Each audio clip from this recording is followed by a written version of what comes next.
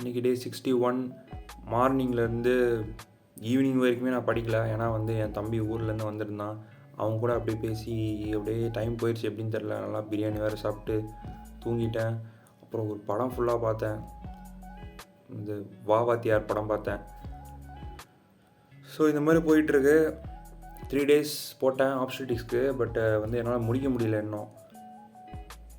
இதுதான் ஃபேக்ட்டு. எந்த சப்ஜெக்ட்டுமே நம்மளால் முடிக்க முடியாதுன்னு நினைக்கிறேன். என்னால் நீங்கள் முடிச்சிருக்கலாம். ஒருத்தவங்க இருந்து என்கிட்ட கேட்டாங்க இன்றைக்கி, நம்ம ஃபெயில் ஆகிடுவோமா பயமாக இருக்கா அப்படின்னு. கரெக்டு கண்ணா. வாழ்க்கைன்னா பயம் இருக்கணும், அது நெஞ்சுக்குள்ள மட்டும்தான் இருக்கணும். ஆனா அந்த நெஞ்சு நம்மளோட தான் இருக்கக்கூடாது, நம்மளை எதிர்த்து நிற்கிறவங்களோட தான் இருக்கணும்.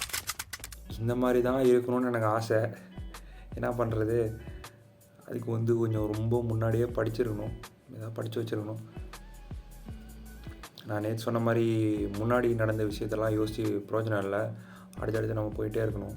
எப்படியாவது எக்ஸாம் ஓட்டி முடிச்சிட்டா போதும். இது வந்து ஒரு இம்சையாக இருக்குது எனக்கு.